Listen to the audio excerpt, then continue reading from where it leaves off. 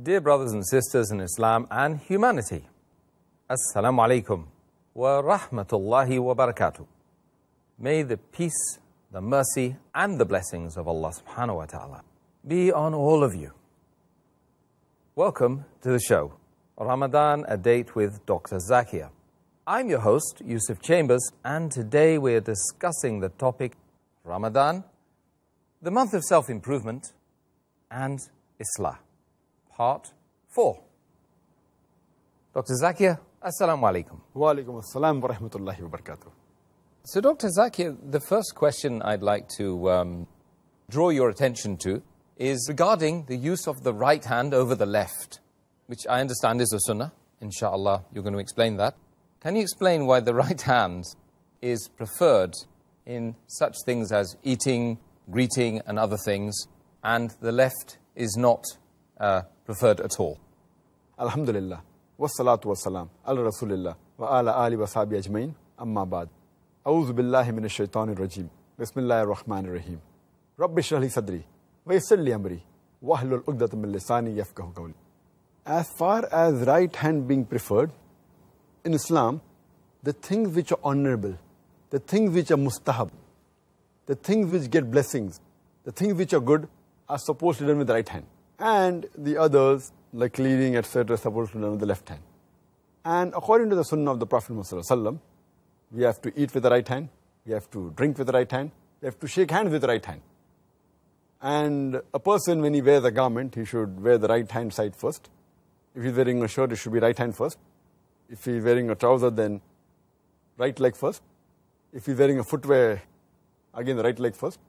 And similarly, when a person is doing wudu, the right limb should be first. The right hand first, then the left hand. The right leg first, then the left leg. While you're entering the masjid, it should be with the right foot. If you're completing your salah and doing salam, then the right side first. If you're touching the black stone, it should be with the right hand. If you're combing your hair, then right side. Trimming your mustache, right side. Cutting the nails, right hand first. If you're removing the unwanted hair from the body, again right side first. If it's shaving the head, then again right side first. And if you're exiting the toilet, it is right leg first. And if you're putting kohel in your eyes, again the right side first. And if you are doing miswak, if you're doing sawak, then again right side first. So these are the sunnah of the Prophet, which the Prophet has taught us. And as I mentioned, that the things which are to clean and which are not honorable, that's with the left hand. For example, when you're removing your garments, it is the left side first. Removing a shirt, then left hand. If you're removing a trouser, then left leg. If you're removing a footwear, then again left leg and left foot first. You are exiting the mosque, then the left leg. If you're entering the toilet, again left leg. If you're cleaning, maybe going to the toilet and cleaning your part of the body, then again it's the left hand. If you're blowing the nose, it's left hand. So this is the differentiation, and you find several hadith mentioning these things. It's mentioned in the hadith of Sahih Bukhari, volume number 7, in the book of Foods, hadith number 5376, where the beloved Prophet Muhammad says, he says to a young boy that, say Bismillah before eating. Take the name of Allah before eating. Eat with the right hand and eat what is next to you. It's mentioned in Sahih Muslim, volume number 3, in the book of drinks, hadith number 5010, the Prophet said, La taqulu bishimali, fa inna shaytana yaqulu bishimali, which means, do not eat and drink with the left hand, for the Satan eats and drinks with the left hand. So that is the reason you see that most of the Muslims who follow the sunnah and who are pious, they don't eat and drink with the left hand. But normally when we have our food, when we're having lunch, having dinner, we're having it with our hands, and if you don't drink water, most of the people, because their right hand is dirty, they have with the left hand, but in order to follow the hadith, they put the right hand down. So you might have noticed that instead of having directly, they put the left hand and put the right hand down so that, it indicates having with the right hand, so that don't dirty the glass. But Shaykh Nasruddin Albani, he has objection to this. He says that if the hadith would have said that drink with the right hand or eat with the right hand, then that act would be right. What the hadith says of Muhammad Sallallahu Alaihi Wasallam, do not drink and eat with the left hand, for the Satan eats and drinks with the left hand. So even doing this, he objects. He says, even though your right hand is dirty, you can pick up the glass with the right hand, because it's preferable to dirty the glass than to dirty the soul. So he even disagrees having with the left hand and putting a right hand below. He says, have it directly with the right hand. If the glass gets dirty, no problem. It's preferable to dirty the glass than to dirty the soul. This is the difference of opinion that Shaykh Nasr al-Albani has. May Allah have mercy on him. Furthermore, it's mentioned in the hadith of Abu Dawud, in the book of foods, hadith number 4129, the beloved Prophet ﷺ said that use the right side first while you're doing wudu and while you are putting on a garment. The Prophet said, use your right hand first when you're putting on a garment and when you're doing wudu, and then you can use the left later on. Further, it's mentioned in the hadith of Abu Dawud, volume number 1, hadith number 33. It's mentioned that Muhammad ﷺ said that you should use your right hand for getting food and use your right hand for doing ablution, right side first, and then use the left side. And if you're washing, then use the left side. And further mentioned in the hadith of Sahih Muslim, hadith number 504, the beloved Prophet said that do not use the right hand for things like washing, etc. You have to use the left hand for things like washing, etc. And based on this, mashallah, it's a sunnah that, as I mentioned, we do good things and honorable things, and mustab things with the right hand, and the other with the left hand. And regarding the logic behind this is that medical science tells us today that the left side of the brain, it controls the right side of the body. And the right side of the brain, it controls the left half of the body. And today science tells us that more than 90% of the human beings, their left hemisphere of the brain is dominant.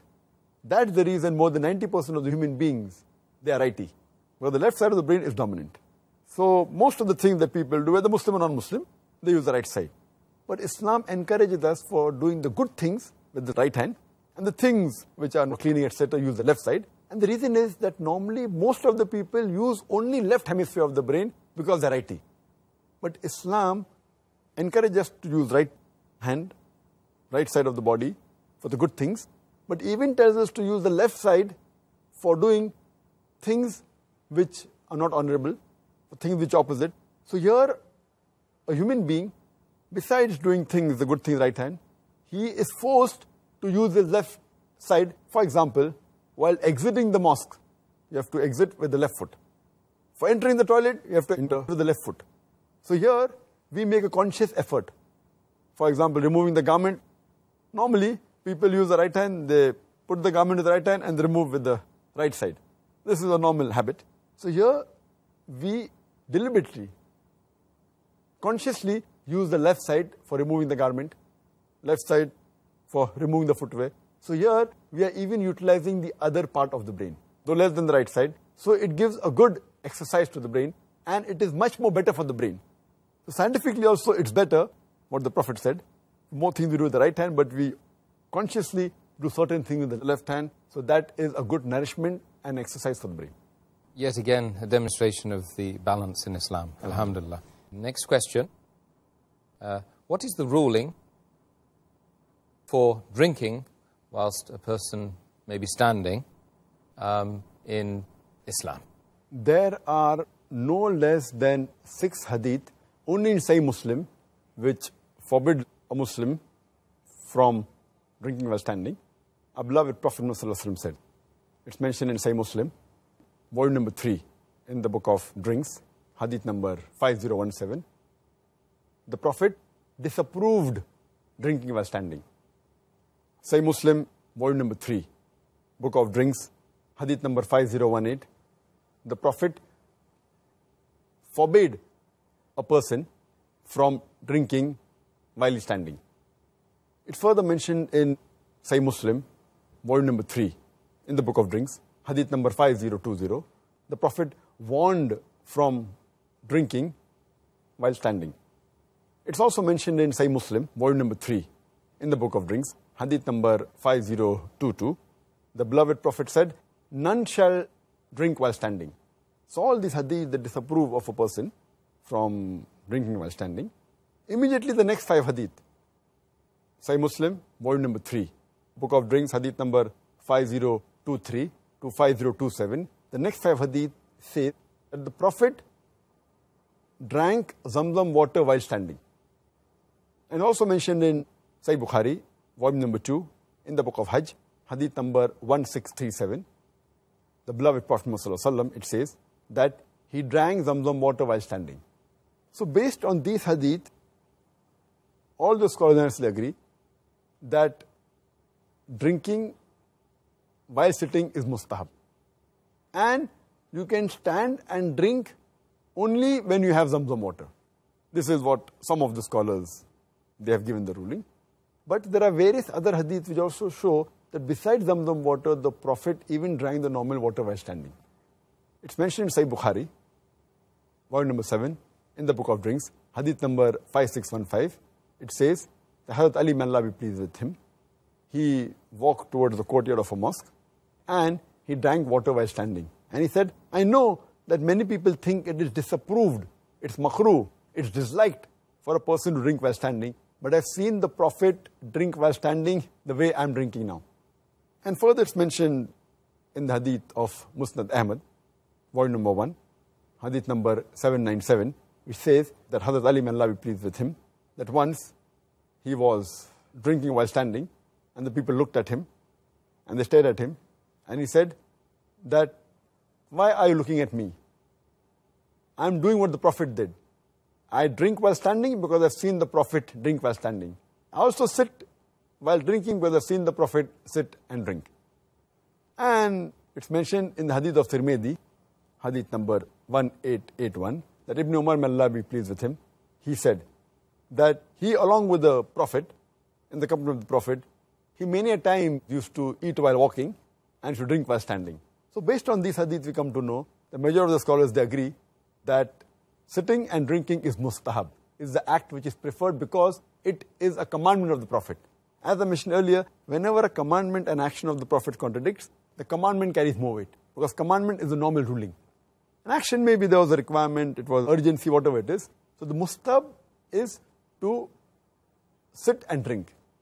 But because the Prophet even sometimes stood and drank, standing and drinking is also allowed, but comes in the category of makruh.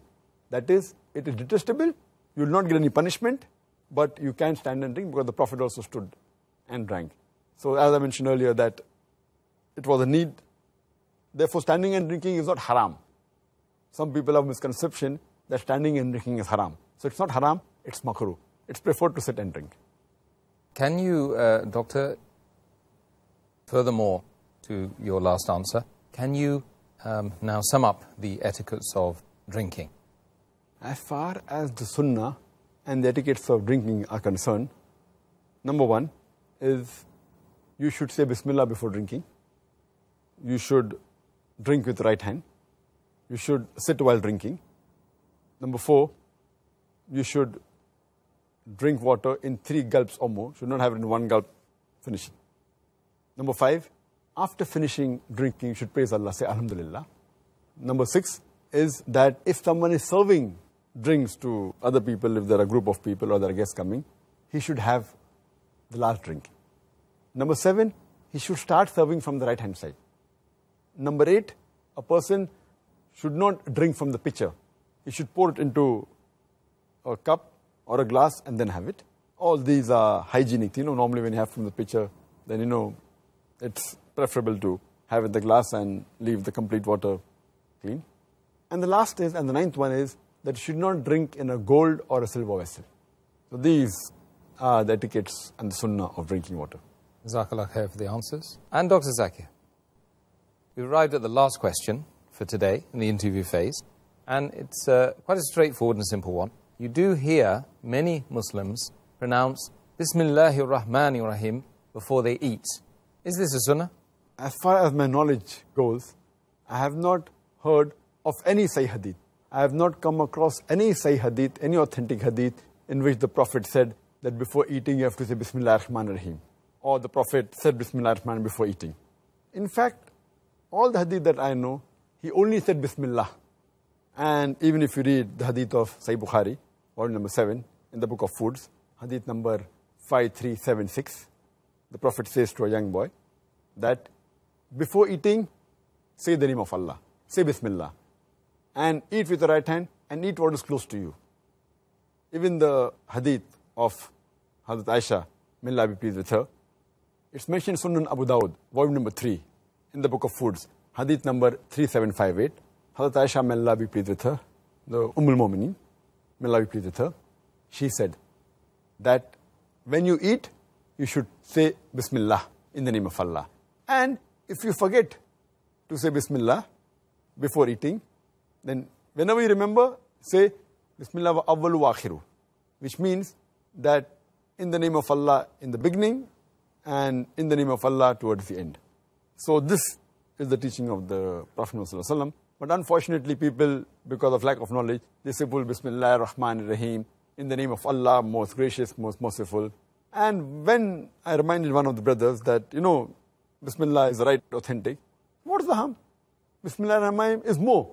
In the name of Allah, most gracious, most merciful. Isn't it better than Bismillah? I said, if the Prophet didn't say it, then do you think you want to improve on the Prophet? So then I asked him, the same logic if I use when I'm slaughtering the animal, when you're sacrificing the animal, you say Bismillah. Bismillah, Allahu Akbar. You can't say Bismillah ar-Rahman ar-Rahim, in the name of Allah, most gracious, most merciful. Imagine you're slaughtering an animal and then saying in the name of Allah, most gracious, most merciful. So unfortunately Muslims, because of lack of knowledge, instead of following the Quran, the Sahih Hadith, they try and use their own logic and they try and improve, which is totally wrong. We should follow what Allah and His Rasul have said. Jazakallah khair. And I can't deny any of the answers at all. The next question is, what is the Islamic dress code for men and women Islam? Quite a long question. As far as the Islamic dress code is concerned, there are a few guidelines given in the Quran as well as the Hadith. Allah first speaks about the hijab for the male, then for the female in the Quran. Allah says in the Quran, in Surah Nur, chapter number 24, verse number 30, say to the believing man that he should lower his gaze and guard his modesty. That means whenever a man looks at a woman, any brazen thought comes, he should lower his gaze. Once there was a person, a Muslim, staring at a girl for a long time. I told him, brother, what are you doing? It's haram in Islam. So he said, our beloved Prophet said, the first glance is forgiven, the second is prohibited. I have not completed half my glance. That does not mean you can look at a girl for 10 minutes without blinking and saying, I have not completed my glance. Later on comes the dress code. The next verse speaks about the hijab for the woman. It's mentioned in Surah Nur, chapter number 24, verse number 31. Say to the believing woman that she should lower her gaze and guard her modesty, and display not a beauty except what appears ordinarily of, and to draw her head covering over the bosom, and display not a beauty except to her husband, her son, and a big list of mahram, the close relatives who she can't marry is given. Basically, there are 6 criteria for the hijab for the man and woman. The first is the extent, which for the man, it's from the navel to the knee. For the woman, the complete body should be covered. The only part that can be seen are the face and the hands up to the wrist. There are some scholars who say that even this should be covered. The remaining 5 criteria are the same for the man and the woman. The second is, the clothes they wear, it should not be tight so that it reveals the figure. Third, it should not be transparent or translucent so that you can see through. Number 4, it should not be so glamorous so that it attracts the opposite sex. Number 5, it should not resemble that of the unbeliever. And there's the hadith in Sahih Muslim, volume number 3, in the book of dress, hadith number 5173, where once a person was wearing a saffron colored clothes. So the Prophet said that, remove this color resembles that of the unbeliever. Saffron is the color of the unbeliever. So you should not wear clothes that resemble that of the unbeliever. And especially that which is signs of unbeliever. Like wearing a cross is a sign of Christianity, putting a vermilion or a tika is a sign of Hinduism. So you should not wear those which are signs of the unbeliever. And the 6th criteria is, you should not wear clothes that of the opposite sex. There's a hadith in Sahih Bukhari, volume number 7, the book of dress, hadith number 5885, where the Prophet said, the men should not behave like the women and should not wear clothes like that of the women. And the women should not behave like men, should not have manners like men, and should not wear clothes, etc. So these are the basically 6 criteria of hijab. But this one talks about the clothes. Besides this, for the complete hijab, it even includes the way a person talks, the way a person walks, the way a person thinks, the way a person carries him or herself. All this put together is the hijab. And Allah further says in the Quran, in Surah Ahzab, chapter number 33, verse number 59, O Prophet, tell the believing women that when they go abroad, they should put on the cloak, so that they shall be recognized, and it will prevent them from being molested. And I always give an example, that if there are two twin sisters who are very beautiful, equally beautiful, if they're walking down the streets of maybe London, the city where you stay, and if one of the sisters is wearing the complete hijab, complete body covered, except the face and hands up to the wrist, and the other twin sister, who's equally beautiful, she is wearing the western clothes, mini skirts or short. And around the corner, there is a hooligan who is waiting for a catch. I want to ask you the question, which girl will he tease? Will he tease the girl wearing the mini skirt, or will he tease the girl wearing the hijab? Which girl will he tease?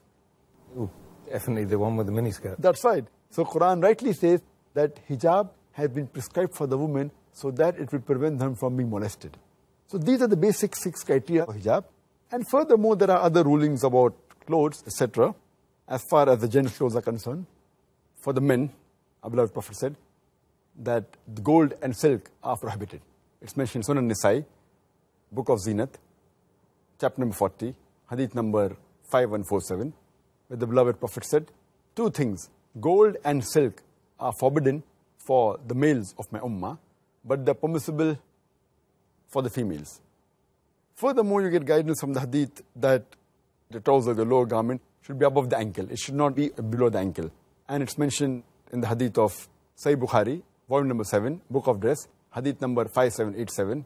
The beloved Prophet said that the izar, the trouser that hangs below the ankle, that will be in fire. As we discussed in the previous episode, wearing trousers and lower garment below the ankle is prohibited. Further, we get guidance that wearing dress of fame and those which make you outstanding as compared to the other people around you, like those that the kings wear and the leaders, proving that they are superior, it is prohibited. It's mentioned in Sunan Abu Dawud, hadith number 4018 and 4019, that the person who wears the clothes for fame and for glamour, Allah subhanahu wa ta'ala will clothe them with that on the day of resurrection. And the other version says that Allah will clothe them with disgrace on the day of judgment, on the day of resurrection. There are further guidelines given that it's preferable that you wear white clothes. And the Prophet said, it's mentioned in Sunan Abu Dawud, in the book of Dress, volume number 3, hadith number 4050, the Prophet said that wear white garments because they are the best of your garments, and shroud the dead person in white. And further, our beloved Prophet Muhammad said, it's mentioned in Sunan Abu Dawud, volume number 3, in the book of Dress, hadith number 4129, the Prophet said that whenever you wear a garment or do wudu, you start with the right hand. So this is also sunnah that when you're wearing a garment, start with the right hand. So these are the few rulings which we get in the Quran and the hadith regarding the hijab, the dress code, and regarding what you can follow of the sunnah as far as wearing the dress is concerned. Jazakallah khair, Dr. Zakir. I'm sure that we could talk for a whole episode and more on just that topic alone. So now we're going to move on to the many questions we've got on the topic, Ramadan, the month of self-improvement and Islaah, relating to some of the sunnahs we've been talking about in the last couple of episodes. And so let's get the first question. So Dr. Zakir, the first question from the worldwide audience of Peace TV, Alhamdulillah, may Allah guide them and have mercy upon them. Ameen. What is the purpose of sunnah in Islam? Isn't the Quran enough for guidance? Question mark. As far as what is the purpose of sunnah and isn't the Quran sufficient, there are some people, so-called modernist, inverted commas, they call themselves modernists, the Muslims, they say that isn't the Quran sufficient, why have to refer to the sunnah? And they fail to realize that the sunnah is the unavoidable second source of Islam. The authentic hadith of Muhammad sallallahu alaihi wasallam, his sayings, his actions, his approval are very important for us to understand the Quran. And in fact, the Sahih hadith, the authentic hadith, the sunnah of the Prophet is the commentary of the Quran. There are certain verses which are there in the Quran which may not require any commentary. The clear cut, for example, Kul huwallahu ahad, says Allah one and only. To understand that is simple, Allah is one, don't require a commentary. But there are many other verses which without the hadith, without the sunnah, you cannot follow the verses. For example, the Quran says that a Muslim who is rich, he should give zakat. No, the Quran does not specify how much percentage of zakat he should give. Only when you read the hadith of the Prophet, the sunnah of the Prophet, you come to know that if you have wealth, gold, silver, money, etc., you have to give 2.5% of that wealth. As we discussed earlier, if it's a farm produce crop, then without irrigation 10%, with irrigation 5%, and so on and so forth. Without the hadith, how will you come to know? The Quran does specify the people who you can give zakat to, but how much to give is not mentioned. Furthermore, the Quran says you should offer salah. Certain things are mentioned in the Quran, about sujood, about ruku, but the details aren't mentioned. How many rakat you have to offer salah, what are the exact postures of salah, where to keep your hand, etc. So that you get from the sunnah. So imagine the pillars of Islam cannot be followed without the hadith. It's so important. As Allah says in the Quran, in Surah Ahzab, chapter number 33, verse number 21, verily in the Prophet is the most beautiful pattern of conduct. And that is the reason Allah says in several verses in the Quran, including Surah Nisa chapter 4, verse 59, that Atiullah wa atiur Rasul, obey Allah and obey the Messenger. That means if you have to obey Allah, you have to obey the Messenger. And obeying the Messenger is obeying Allah subhanahu wa ta'ala. Therefore, Sunnah is unavoidable. There are some verses of the Quran where the commentary of the Quran is found in the Quran itself. But many other places in the Quran, the hadith is a must for commentary. For example, I'll give you just a few examples for a better understanding. Allah says in the Quran, in Surah Ma'idah, chapter number 5, verse number 38, as to the thief, be it a man or a woman, chop off his or her hand as a punishment from Allah subhanahu wa ta'ala.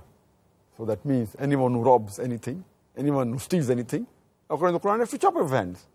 But when we go to the detail, when we go to the hadith, when we go to the sunnah of the Prophet, we come to know, it's mentioned in Sahih Bukhari, volume number 8, in the book of Hudud, hadith number 6789, the beloved Prophet Muhammad said that anyone who robs quarter of a dinar or more, you should chop off his hand. That means if he robs less than that, then there's no chopping of hand. Imagine someone steals bread because they cannot eat. So will you chop off his hand? No. And it's the duty of the ruler of that area, the Khalifa of that area, to look after his basic needs.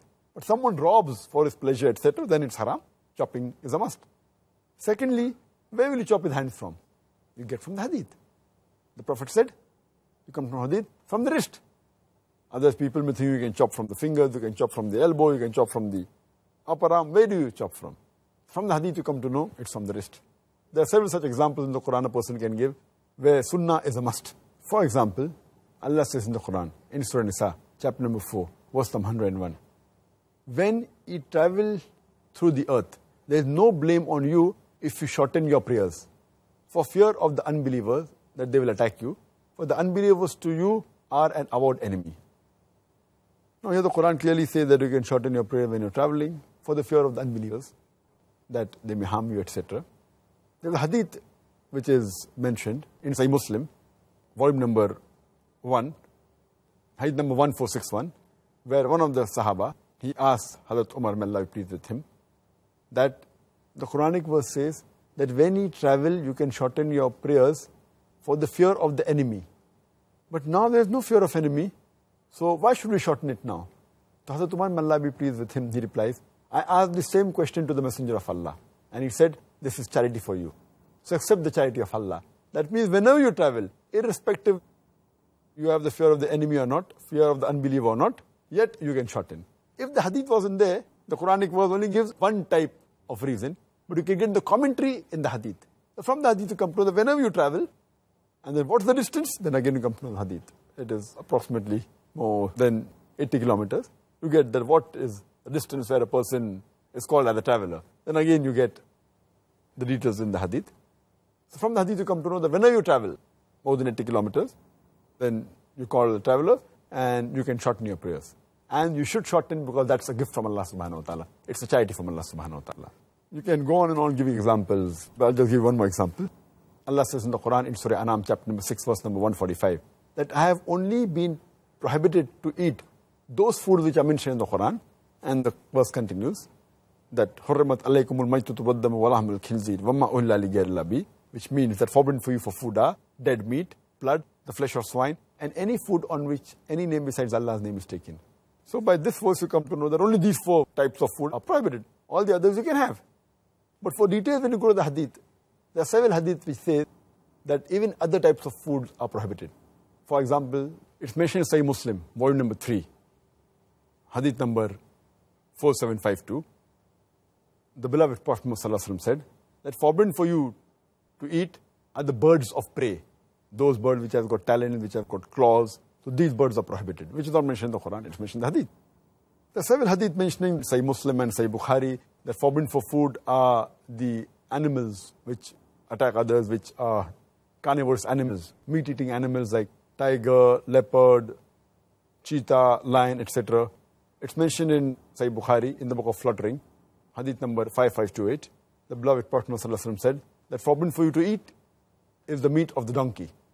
So all these things are not mentioned in the Quran. You have to go to the hadith. So from the hadith you get the more details. Quran is more of a telegraphic message. It's very important, very authentic, alhamdulillah. But for commentary, you have to go to the hadith. So that's the reason hadith is unavoidable. And it's a must. That's what our beloved Prophet said. It's mentioned in Mustadrak al-Hakim, hadith number 319, that the Prophet said that I leave behind the Quran and my example and my sunnah. So if anyone who holds to the Quran and my sunnah, he will always be on the straight path, he will not go wrong. So that's the reason sunnah is the unavoidable second source of Islam, without which you cannot understand Islam in totality. No, clearly it wouldn't be very practical just to have the Quran without the hadith, as you've eloquently explained, Dr. Zakir. And may Allah subhanahu wa ta'ala guide all those people Ameen. Who otherwise are doing something else. Next question. Is it correct for a Muslim to reply in the same manner to the one who abuses him whilst he is doing Islaah? As far as when a person is doing Islaah or Dawah, the guidelines are given in the Quran. Allah says in the Quran, in Surah Nahl, chapter number 16, verse number 125, Udu ila sabili rabbika bil hikmah wal mu'azzat al hasna wajadilum billati ahsan, which means invite all to the way of thy Lord with wisdom and beautiful preaching, and argue with them and reason with them in the ways that the best and most gracious. So as far as Dawah is concerned or Islaah is concerned, we should do with hikmah and husna, in ways that are best and most gracious, with beautiful preaching. Even if your opposite person, the Muslim or non-Muslim, while doing Islaah or Dawah, he gets angry, he starts cursing, he starts giving verbal abuse, yet you should be kind and loving, the way the Prophet was. And we've seen the example of the Prophet, that many a time the non-Muslims, they troubled the Prophet, and we know the story that there was a lady who used to always throw dirt on the Prophet. Whenever he used to pass by, she used to throw dirt on him. And one day, when no dirt falls on him, he's wondering, how did this non-Muslim lady didn't throw dirt? So he went up to find out what's happened to her. And there he realizes that she was sick. So then he goes and he prays for her. She was so happy that she accepts Islam. The Prophet did not retaliate in the same way. And we find several such examples. It's mentioned in Sahih Bukhari, hadith number 6030, that once a Jew, he comes and wishes the Prophet, Assal-mo-alaikum. Assal-mo-alaikum in Arabic means, may death be on you.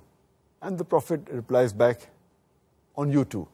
Hazrat Aisha, may Allah be pleased with her, the wife of the Prophet, she hears this and she gets very angry. She tells to the Jew that may Allah's curse be on you.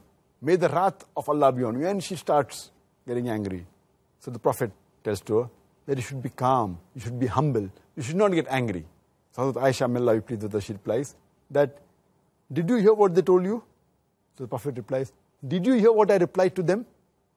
And my dua would be accepted, their dua would not be accepted. So this was the way the Prophet dealt with the people. It's further mentioned in Sahih Muslim, volume number 4, hadith number 6280, that it's not proper for a person who's sidq to invoke curses with a person who is sincere.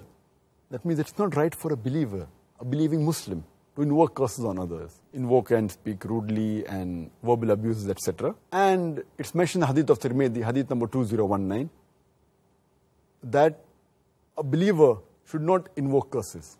It's not correct for a believer to invoke curses. And therefore the Prophet always said that when people get angry, he said that I have come as a mercy and blessing. I have not come as an invoker of curses. So here we realize that this was the example that we have to follow.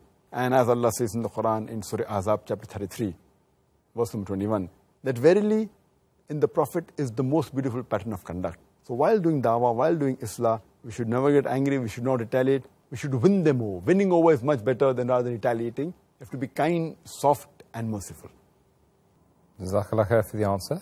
Next question, Dr. Zakir, is what is the ruling on the one who commits suicide? And furthermore, what can the parents do to reduce the punishment of the one who has committed suicide? As far as suicide is concerned, we discussed earlier that it is one of the major sins. According to Imam Ad-Dhahabi, in his book Al-Kabair, he put suicide as number 29th in the list of 70 major sins. And Allah says in the Quran, in Surah Baqarah, chapter number 2, verse number 195, make not your own hands the cause of your destruction, indicating very clearly that suicide is prohibited in Islam. And there are various hadith which speak about this. It's mentioned in Sahih Bukhari, volume number 7, hadith number 5778, where the beloved Prophet Muhammad Sallallahu Alaihi Wasallam said that whoever throws himself from the mountain and falls and dies, he will keep on falling perpetually in the hellfire forever.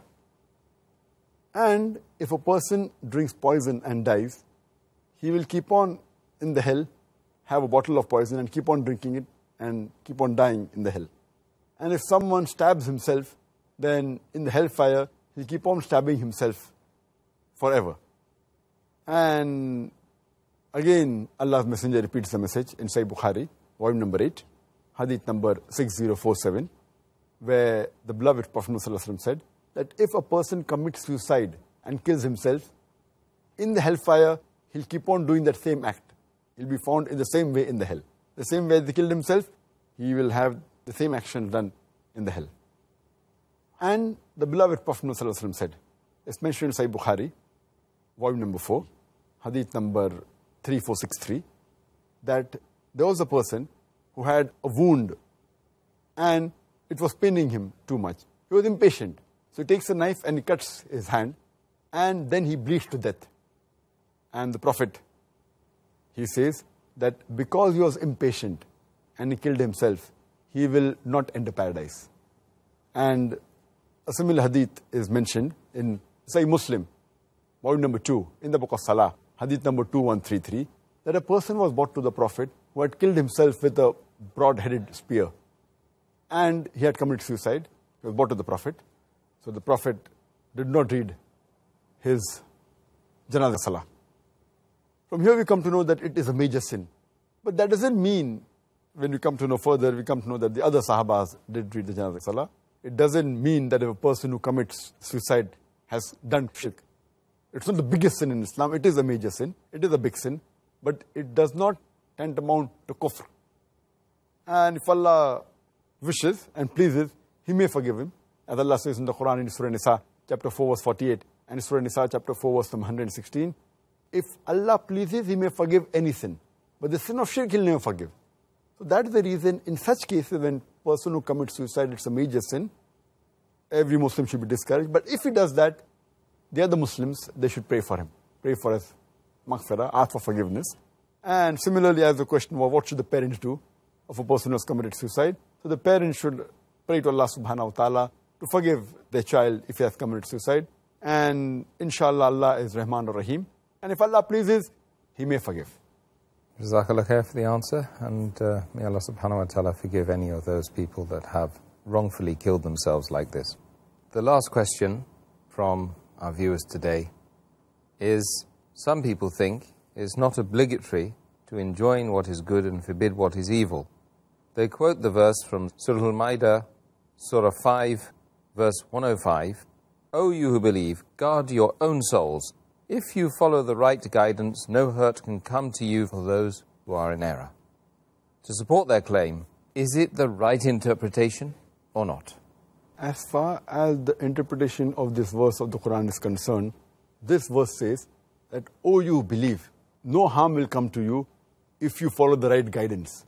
So the criteria of this verse is that you should follow the right guidance. And if you read the commentary of this verse, right guidance is what? Right guidance is enjoining what is good and forbidding what is wrong. As Allah says in the Quran in Surah Al-Imran, chapter number 3, verse number 110, Kuntum khaira ummatin ukhrijat lin-nas.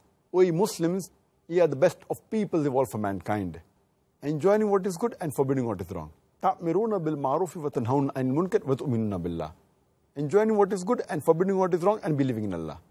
So, if you have to be on the right guidance, Allah says, you have to enjoin what is good and forbid what is wrong and believe in Allah. If we do not enjoin what is good and if we do not forbid what is wrong, we are unfit to be called as khaira ummah. So even according to this verse, you have to enjoin what is good and forbid what is wrong.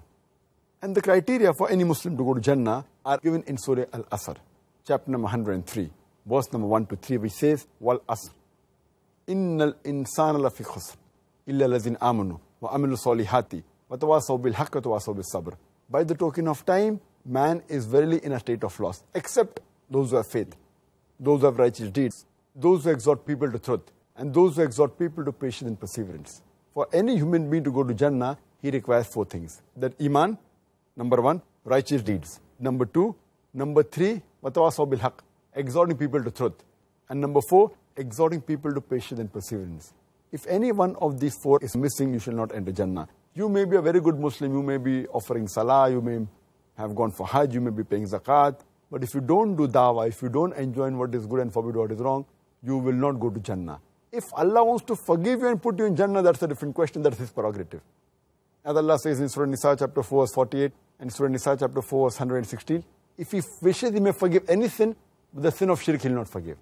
But in normal circumstances, all 4 things are equally important. Iman, righteous deeds, exhorting people to truth, that is dawah and islah, and exhorting people to patience and perseverance. Therefore, dawah and islah is one of the criteria for any Muslim, for any human being to go to Jannah. Well, Jazakallah khair.